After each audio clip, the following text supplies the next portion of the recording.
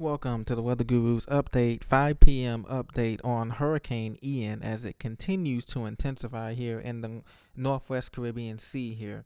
It's bearing down on Rio de Palmar, Cuba, and the Isle of Youth, Cuba, and the western portion tip of Cuba, and it will bring hurricane conditions to that area.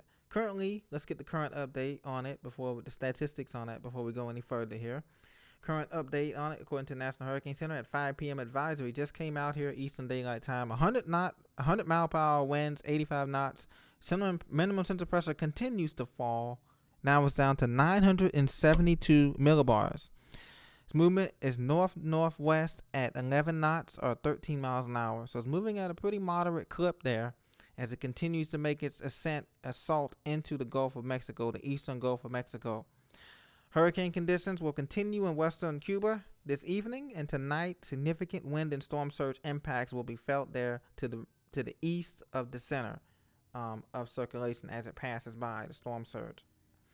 Now, we also want to look at Hurricane Ian, the conditions surrounding it, and I wanted to show you the current weather surface map here, courtesy of weather.com. We have a trough in the jet stream and a stationary boundary stationed over Florida, the panhandle of Florida, and Georgia, southern Georgia, and the Carolinas. This boundary will continue to extend through the weekend and dip in the trough in a jet stream that will pick up Hurricane Ian and shift it northeastward, and as it crosses the state into Georgia and South Carolina, and on out back out through the Outer Banks and back out to the Atlantic Ocean. That's what eventually is going to happen. We don't know when that's going to happen, but the timing will be looked at much later. Now, there's a bunch of watches and warnings here that I want to show you, but first I want to show you the water vapor satellite loop and give you an analysis of the hurricane. The hurricane has developed a deep inner core of convection surrounded by heavy rings. The eye was clearly visible from the radar out of Grand Cayman Islands. And there's deep convection and perfect outflow of the banding of the cirrus clouds above it, anticyclonic flow they call it, above it in the upper levels of the atmosphere. So after yesterday struggling to get its act together, now it's in the environment on the water vapor here of just low wind shear, no wind shear. The structure is there. Warm sea surface temperatures around 86 degrees, 87 degrees Fahrenheit is going into until we can expect, obviously, rapid intensification. So don't be surprised if the next advisory it's up to 120 miles an hour or greater. It'll be a Category 3 by the next advisory. The little land interaction here with western Cuba, it should not impact the storm that much. Typically, if it was going over a mountainous zone like Hispaniola, where they have 10,000 foot mountains, or Haiti, it will, or eastern Cuba, it would have weakened it. But since there's little land interaction, it's going to continue to strengthen. Now, what's ahead, guys? Ladies and gentlemen, you can see ahead here, this dark area represents a period of dry air. So there is a pocket of dry air, but Hurricane Ian is well away from that. We're talking 250 miles away from that, north of the mouth of the Tampa Bay. So the Hurricane Center does anticipate weakening after close to landfall to a Category 1, but that's well ahead of the forecast period right now. So back to Hurricane Ian's track here. Like I said, the track, looking at the graphic here, I'm going to switch over to the graphic here. The cone of uncertainty is very certain through Thursday that this storm is going to make a landfall somewhere north of Tampa Bay, maybe in Citrus and Hernando counties. Anybody from Spring Hill, Florida, Homosassa Springs, even in, Tarpon Springs and that area, down to Tampa or that I-75 corridor, I-275 corridor needs to pay attention to this storm because the landfall is imminent as a hurricane. Just north as a Category 2 hurricane, possibly Category 1 if it weakens somewhat and the I while replacement cycle happens. In any event, it's going to be a major hurricane, a Cat 4 going into Wednesday, guaranteed, as everything is there. All the ingredients are there for it to strengthen and not be affected by the jet stream trough until later on in the forecast period when it picks it up later on Thursday morning. So, if you're in, now as far as storm surge, okay, if you're in anywhere from Naples, Fort Myers, Marco Island, Sarasota, Bradenton, Siesta Key, all those places down there, storm surge, you can get possibly between 3 to 7 feet of surge. If you're in the Tampa Bay area, Bradenton Beach, Tampa Bay, St. Pete, Apollo Beach, all those areas in there, you could see storm surge in the bay Thursday afternoon, as the storm comes back through and the winds shift into the southwest direction, pushing that water up in Hillsborough Bay, you could see storm surge anywhere in the order up to 8 feet, 8 to 9 feet of storm surge coming through the bay there. And so that's why we're concerned. The east coast of Florida won't see the storm surge until after the storm passes and the winds shift the other direction. So that won't be until the water pushing in the water into late Friday afternoon when the water comes up on the east coast. But the west coast will see the most storm surge. Now, the water is shallow. The Gulf of Mexico water is shallow anywhere from Cedar Key, Florida, this Big Bend area here. If it does make a landfall up here in the Big Bend from Apalachicola to Cedar Key to Steinhatchee, Florida, Sopchoppy, all that area up there. The west coast will see the highest storm surge of Florida, not the east coast. But the east coast will have some effects, obviously some waves and some things of that nature. Small craft and whip currents will be available on the east coast, so you don't want to be swimming out there if you're in Miami, Fort Lauderdale, Hollywood Beach, West Palm Beach, you name it. You don't want to be over there swimming because it's going to stir up some waves and whip currents. So that's the forecast for the storm surge. Now, this is not terrible storm surge, but when you have a major hurricane out there, because the storm is not as big, it's starting to compact. Even though it looks like it's a couple hundred miles wide, it's not as big as, say, Hurricane Laura that hit Louisiana or something like that, where it was like 500 miles across. This storm is more like a 350 mile storm around across. Now, let me show you I want to show you the tropical storm force winds here, how much they extend out. That's very important, and how much the hurricane force winds extend and how much the tropical storm force winds extend, because that makes a big difference here, okay? Hurricane force winds only extend out to 35 miles, ladies and gentlemen. Tropical storm force winds extend out to 115 miles, okay? So remember I tell you that small inner core? So if we take it here, the hurricane winds are right there in that eye wall. They only extend out 35 miles, and that north and easterly direction on this side is the strongest part of the storm, okay? The northeast quadrant, as we know. So it's only 35 miles of hurricane winds. Can that change? Can that grow? Yes, it can.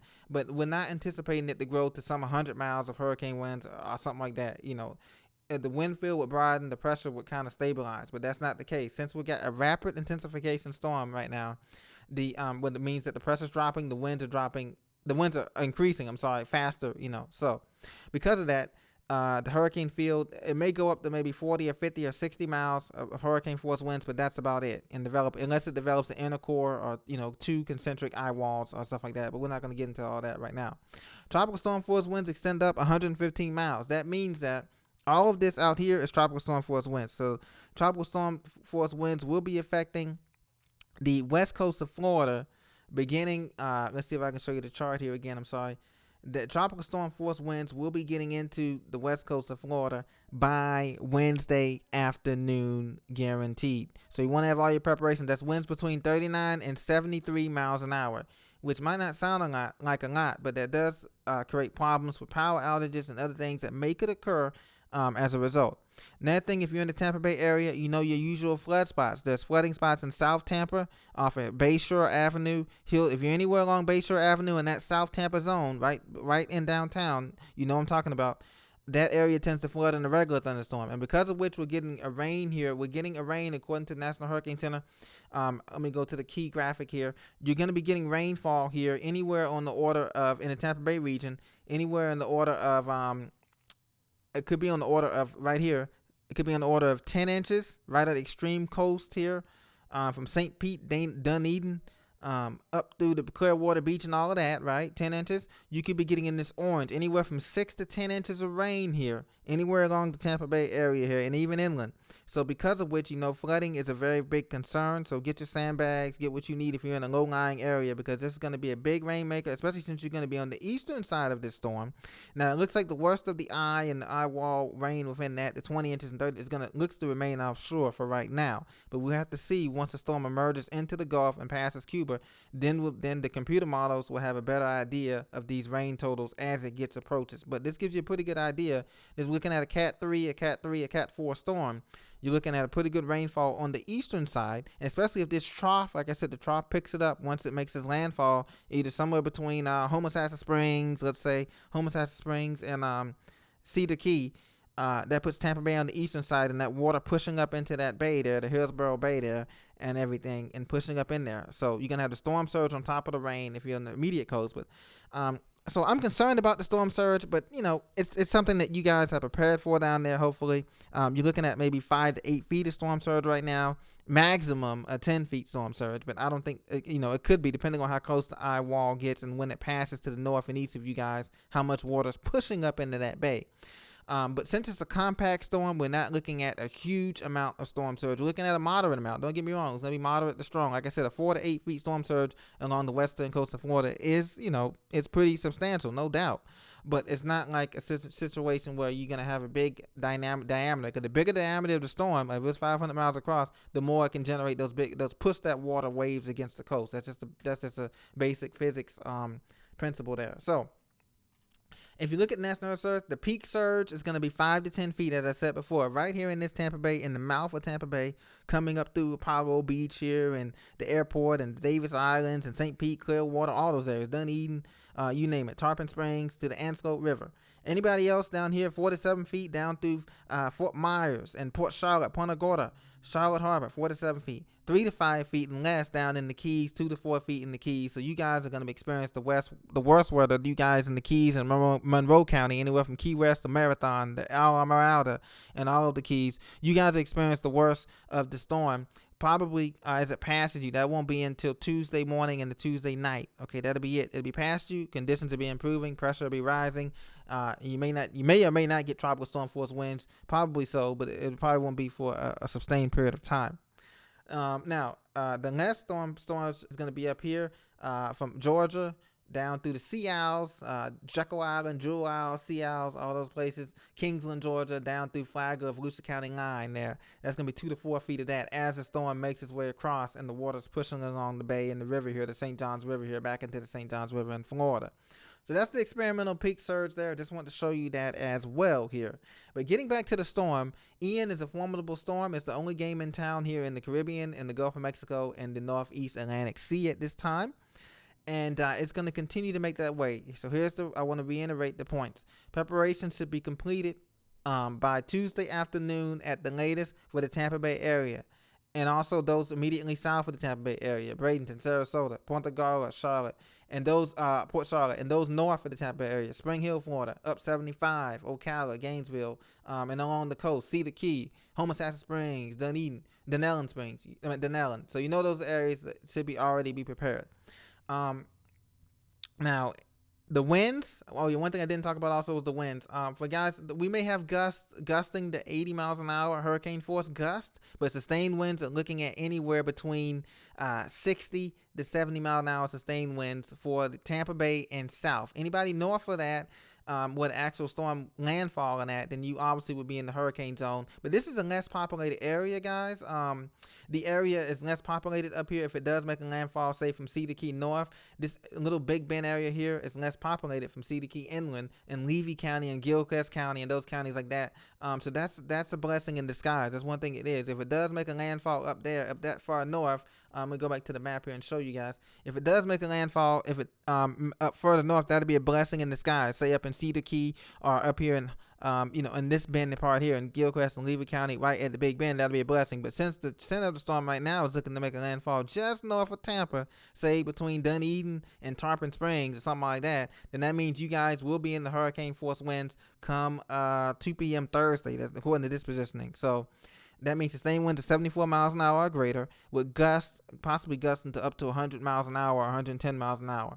Now, gusts are just, 1 second burst of wind, or, 1 to 10 second burst of wind, but still they can cause a lot of damage. So being that the case, that you could have category 2 winds gusting up to 110 miles an hour and sustained winds at 70, 75 miles an hour.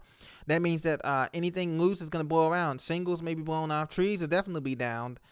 You may also have some structural siding that may come off of sheds and buildings that are not anchored or secured. Mobile homes, you don't want to be in those, obviously, so the evacuation has been ordered for that as well. More information will be forthcoming as we get the 8 p.m. advisory, intermediate advisory from the Hurricane Center, and we also get the 11 p.m. full advisory. By the 11 p.m. full advisory, don't be surprised to see Hurricane Ian be a Category 3 already with winds over 125 miles an hour, because there's nothing slowing it down right now until we get to that trough area when it makes landfall, eventually up just north of Tampa as a Category 2 or Category 1 storm, depending on how things go with the forecast. Thank you very much for joining me. This is the Weather Guru. Please be sure to subscribe for the latest information, all of the details broke down from the forecast from the National Hurricane Center and from other forecasts as well. This is me. I'm signing off. God bless. Stay safe out there. And we love you for it. And we're praying for you, all of us around the country, wherever we are now. Thank you.